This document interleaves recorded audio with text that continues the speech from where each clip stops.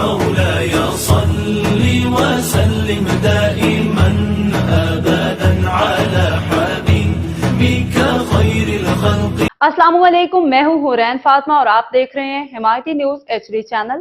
نظر ڈالتے ہیں آج کی اہم خبروں پر. روزنامہ حمایتی نیوز. چیئرمین UC کیٹل جاوید اقبال کاکو بھائی کو ویٹرنری سروسز کمیٹی کا چیئرمین منتخب ہونے پہ مبارکبادوں کا سلسلہ جاری ہے. رپورٹ حاکم علی دل، کراچی. روزنامہ حمایتی نیوز. چیئرمین UC کیٹل جاوید اقبال کاکو بھائی کو ویٹرنری سروسز کمیٹی کا چیئرمین منتخب ہونے پہ شہر بھر کے مختلف سیاسی، سماجی، مذہبی، کاروباری شخصیات کی جانب سے مبارکبادوں کا سلسلہ جاری ہے. PS86 کے جنرل سیکرٹری رسول خان سواتی نے مبارکباد پیش کرتے ہوئے چیئرمین جاوید اقبال کاکو بھائی کے لیے نیک خواہشات کا اظہار کیا. کہا کہ ان کی قیادت علاقے کے مسائل حل کرنے میں اہم کردار ادا کرے گی. میئر کراچی بیرسٹر مرتضی وہاب اور ڈپٹی میئر سلمان عبداللہ مراد نے بھی مبارکباد دیتے ہوئے کہا کہ جاوید اقبال کاکو بھائی پہ اعتماد کرنا دراصل عوامی اعتماد کا اظہار ہے.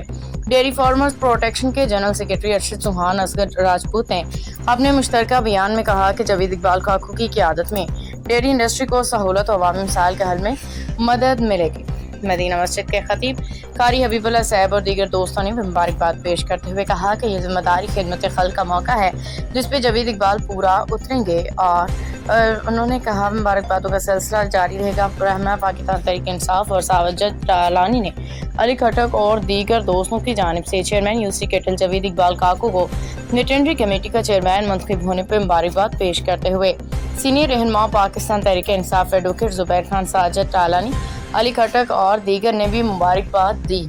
اسی طرح قصائی برادری کی جانب سے نیک تمناؤں کا اظہار کیا گیا. لالا فضل روی اور حبیب امان نے اپنے جانب سے چیئرمین جاوید اقبال کاکو بھائی کو مبارکباد پیش کی. وارڈ نمبر 3 کے صدر بشیر احمد بٹ، عامر بٹ، کیسر بٹ اور سلمان بٹ نے بھی اپنے مشترکہ بیان میں کہا کہ انتخاب علاقے کے لیے خوش آئند ہے.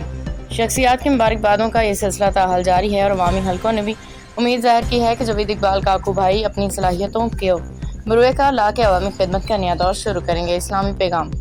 بغض اور حسد کی ممانعت. اسلام میں بغض اور حسد کو سختی سے منع کیا گیا کیونکہ یہ اللہ کے تقسیم کا انکار ہے. قرآن کریم.